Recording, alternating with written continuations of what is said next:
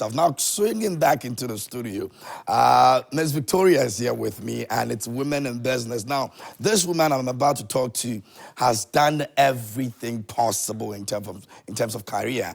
She's been with the United Nations. She's served very well, retired honorably, and she's in the studio with us, but this time around not as just a diplomat, but somebody who has taken agriculture very seriously and making some good strides and impacting society as well. She's here, and she's our woman in business for today. And don't forget that every Monday we put women in the spotlight, women who are doing extraordinary stuff, spectacular things in the various fields that they find themselves. And it's an honor to speak to another very, very, very hardworking woman here in the studio. Ma'am, once again, good morning and thanks for coming. Thank you. Thank you for having me. Great. Now, let's talk about where you left off. I mean, you had a very good career path in the United Nations, retired and decided that you want to take on agric. Why? For me, it was a natural progression. Working for the United Nations High Commissioner for Refugees and assisting displaced people. One of the programs that I took to heart was agriculture. Why? To make sure that those who were displaced were able to become self-sufficient. So with our partners, we designed very creative programs in the area of agriculture.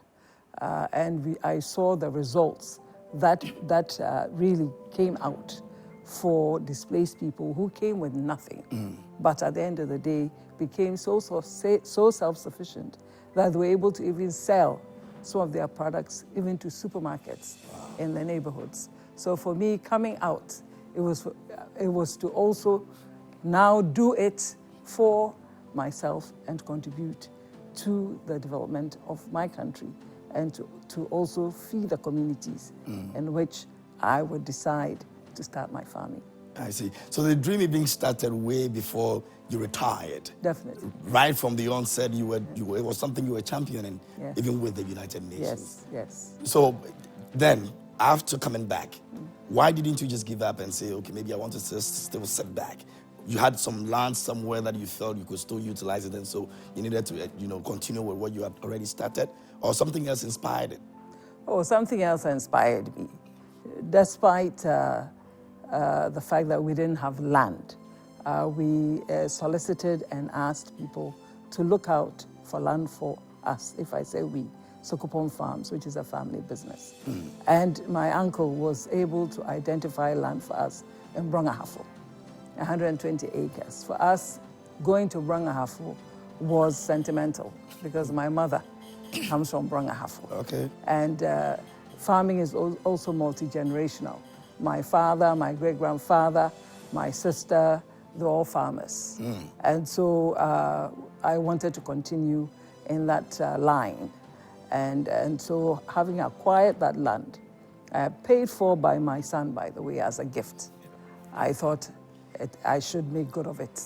And knowing that I don't take failure easily, I embarked on it to create something that I can leave as a legacy for the next generations after me. So your son knew that this is what you wanted to do, and that's why he acquired the land. Or he felt that, okay, let me get a land for my mom to build on. And then you decided that, no, forget about me building. This is what I want to do on this land. No, it was for agriculture. Oh, so he purposely bought it? He purposely bought it because we had discussed it. Okay. In my travels to Southern Africa, Yeah. South Africa, Namibia, and also living in Switzerland, I've always admired commercial farmers. And I've always wondered, how do I end up with farming terrain that looks so smooth, that is so, rich, and be able to make money from modern methods with less staff and produce the quantities that these commercial farmers have been able to achieve within my own country. So it was with that vision that we started as a family to acquire the land and see what we could also do for the country and for ourselves. Okay. So what mainly do you plant? Cash crops or what exactly? Our main crop is cashews. Okay. But we intercrop. We intercrop so far. We've intercropped with beans, with maize. We have parcels of the land where we can also grow rice. So we're doing rice. We've done some yams. We're going to do cassava. We'll do soybeans. So we intercrop, and we have other areas where we haven't extended the cashews yet. We do it progressively in phases. So that's where what we use for other crops that we consider to be seasonal. We also have, we are lucky to have a river that surrounds our farm. Okay. So in that area, which is a substantial acreage, we intend to do peppers and other vegetables, which we hope will be able to raise sufficient funds to take care of the rest of the farm. Speaking about funds, I'm curious to know how it started, because you already had a land. So basically you have to go get the crops and all of that. In terms of budgets, did you know what exactly you needed to start with? Or you even probably spent more than what you had budgeted for when you began? How was that for you?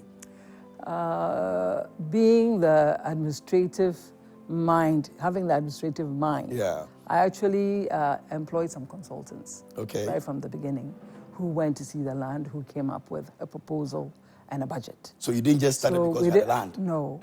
So we knew what crops would work, and we knew what we needed in terms of farm implements, etc., and the money associated with that.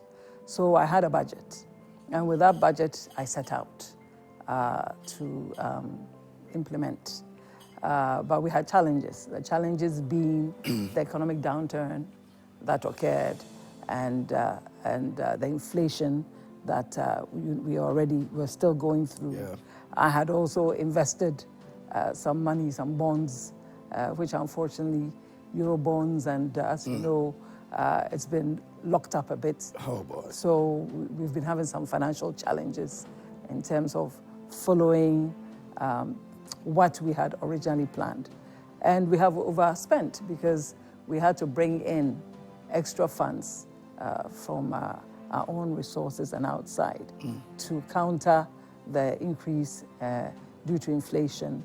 And also, as you know, some agricultural subsidies were removed, and that was not planned as well. We didn't foresee that. So we've had to increase our spending in trying to get this farm up and running. If you check the statistics in terms of women involvement in agriculture, it's huge. Women play a very important role in ensuring that, we have the agribusiness space actually moving. With all these challenges that you've mentioned, why did you still decide that I still want to go on this? How did you overcome those challenges? By speaking to other women and men who are in agriculture. Okay. I must give credit to the staff or the heads of the Ministry of Agriculture in Buni East. Okay. I consulted them a lot when I first arrived, and I have benefited from their advice and support. I also speak to other farm holders, both men and women. In my area, it's mostly men. And they also have shared experiences and best practices. Yeah. So that has also helped me in forging ahead. And I'm also somebody who does not take failure kindly. Yeah. So I am driven by that to say, if others have succeeded, I also will succeed despite the challenges that I face. One other important part of this whole business setup, especially, is when you have workers you can depend on. Workers you know that are going to give you what you want and all that. In selecting the kind of people that you want to work with so you can see growth, what are some of the things that you look at to, and has it really helped you?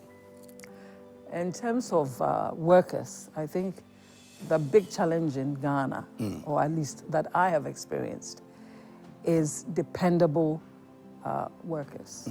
People you can depend on and people who have the requisite skills, especially if you're trying to do commercial farming and you want to go into machinery, etc. Yeah. Why do I say dependable staff? Farm workers these days don't want to come and live on your farm as during my great-grandfather's time, grandfather's time. It used to work when back, they were laborers. They would time. come, they would live, and some even became family. Yeah.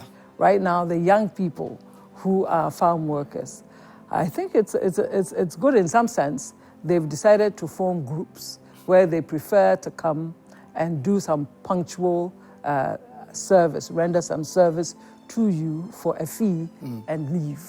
So it depends on availability of these groups, and that could also affect your own calendar of activities that you wish to implement. So in that sense, it hasn't been very efficient for us as much as we would want it to be. But we continue to look for qualified people. We've had farm manager, farm supervisors who have backgrounds in agriculture. We've been able to acquire a couple of laborers who are on the farm. We hope they will stay. And we continue to use people by day for harvesting and other farm responsibilities and activities that we have. And I think in the long run, as much as we're able to do mechanized farming, it would help to reduce our need for persons or large-scale laborers to come to the farm to support the activities. Yeah. You mentioned that this is more like a family thing that you've been able to put together for yourselves. Your children, what role do they also play? And how are you able to convince them that this is what I think that we're all supposed to be doing? But some have their own, life and aspirations and visions and all of that, but yet they're all part of it. They're all part of it because they want to support mom. And anytime I get frustrated, they say, no, it keeps you busy, It keeps you busy. Go ahead. But my daughter is really into that because she's into sustainable agriculture. Okay. She likes these earthships and homesteads that are environmentally friendly. Yeah. And so we've also started constructing these homesteads as part of the farm. And my son, he likes to cheer from behind. And that's good. And he's made himself the executive who gets updates. Oh, the one who contributed. Yes, so he sits and gets updates. Oh, yeah. And then we're talking about network and how far, in terms of road networks, and how far it takes me to get to the farm. Yeah. So one day he looked at me, he says, anything that is beyond a 3-4 hour drive, Mom, count me out. Oh. So in your budget, can you please budget for a helicopter pad? Because my visit to that farm will depend on the availability of a helicopter pad. So that's another big challenge that I have to make sure that my son visits to the pad and he will take care of the helicopter. Oh, I see. Yes. You've got a very interesting, story around how you're keeping yourself going and all of that. But how do you deal with the responsibilities of ensuring that? Because, basically you're the administrator now. Yes. How do you balance that responsibility and your personal life? Or it's not even something that you look at because you are always around your children. And so it makes it easier for you. I think what has helped is I have a calendar of activities. So every year with the staff in the farm, we develop a calendar of activities. So with that calendar, it's easier for me to see where I have gaps that I could use for my private life or other businesses, because we have other businesses.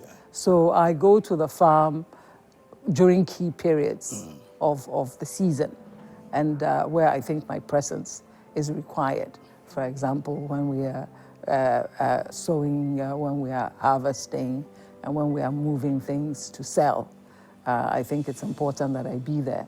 So I am physically on the ground, and that's why we also have homesteads. But I delegate quite a bit to my management, my staff, hoping that they also will be able to move forward those planned activities without my continued presence.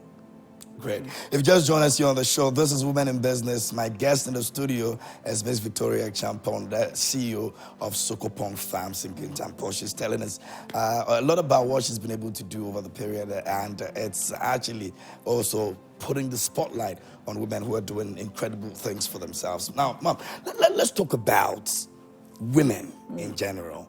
Do you see opportunities for women who are involved in agriculture now? I see immense opportunities. Women have always been in agriculture from time immemorial. Most of the time they were doing sustainable, small-scale agriculture, and they continue to do small-scale agriculture. But we have evolved where you see women in the entire chain of agribusiness, from cultivators, farmers, to those who process, to those who market. And especially in the area of processing, I've seen a number of women rise up to the occasion to do agri-processing and even marketing, where women have had opportunities to market even outside of our country, to other shores, etc. So I think the opportunities are wide. And with the new technologies that have come, you see that like for greenhouses, and now we have something we call potage agric, where women are able to even grow vegetables and other crops in pots in their homes, etc., where you don't need much space to cultivate. It has also helped those who don't necessarily have large lands to engage in agriculture, and those who are not able to go and be on a farm to also engage in agriculture. Enough to eat, feed the family, and even to sell some, especially those in urban areas. And I find that to be encouraging. And if women stay abreast with technology, I think there's a lot we can do to support our communities in our country. Have you earned enough as agriculture paid? Oh, not yet. Not yet, because we invested a lot in assets up front. I'm not sure whether that was the right thing to do, but it was important for me that we do so because we are in a very remote area, and it's quite far from the nearest town, which is Apesika. So it was important for us to be able to have some degree of comfort and somewhere to put our head, to be able to focus on managing the farm. So those were the overhead costs that came early, and operational costs continue in terms of acquisition of machinery, etc.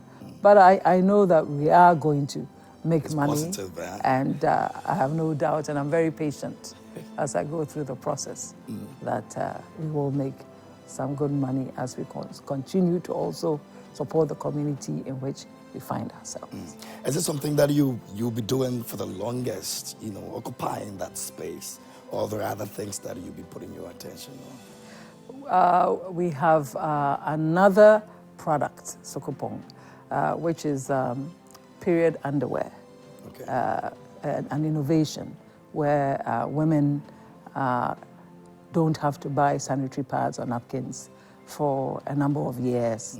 They can just use this underwear. It's reusable, it's washable. So we are developing that also with my daughter, and we are launching that. We also have underwear for urine incontinence for women, and we're developing one for men as well.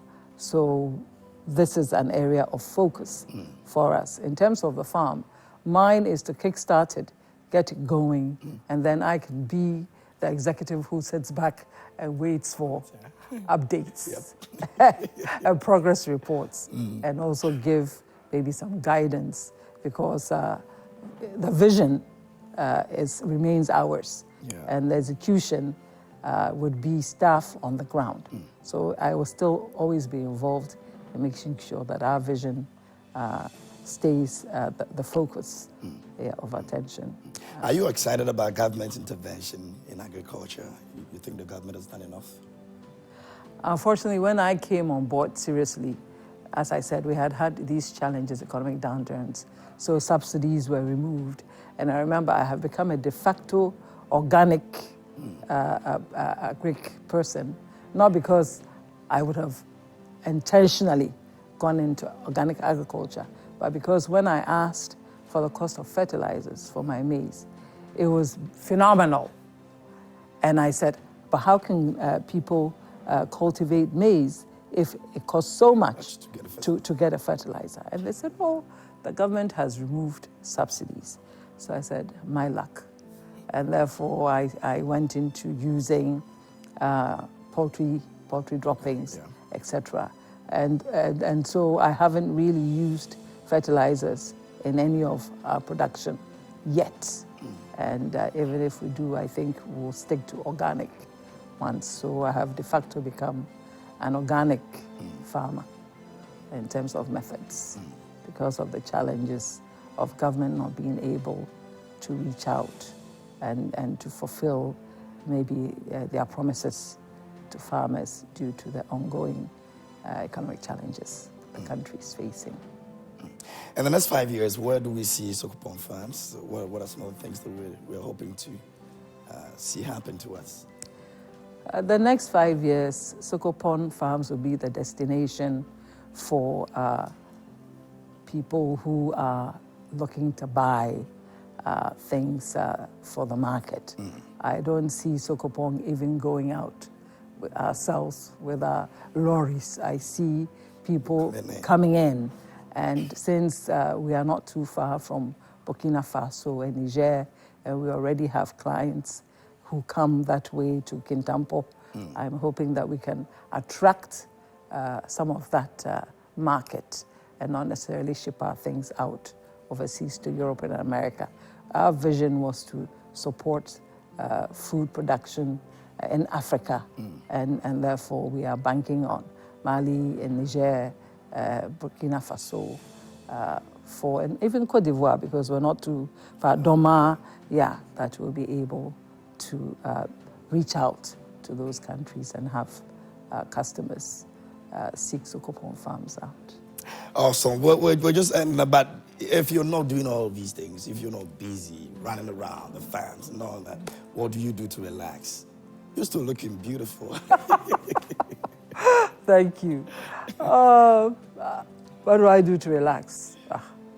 I just pamper myself. Oh. And I still travel quite a bit outside the country. So that's where I get my rest.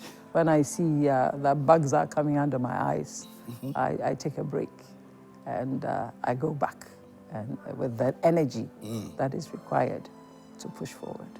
We need that energy still, so continue doing what makes you relax so we can have that energy. But thanks a lot for making time for us this morning and spending time and letting us know what you've been doing for yourself in terms of agriculture. I mean, it's amazing what we can all do to support the society, the country at large, if we're all able to put our hands on deck and ensure that we're creating that environment that could also give other people the job that they need to ensure that we all build this nation. And I'm glad that you find yourself in that space and you're enjoying it. Thank you. Thank you very much for having me. Great. And that's Miss Victoria Champon joining us this morning here on Women in Business and spending time with us, telling us exactly what we need to know about all the things she's been doing in the farms. And of course, Sokopong Farms is in Kintampo, and that's where you can find them. Once you get there, you ask, everybody will show you where you can find them. And you can also go and do your business there and ensure that you contribute to whatever it is that they are also doing as well. And that's going to be our conversation on Women in Business this morning here on the show. But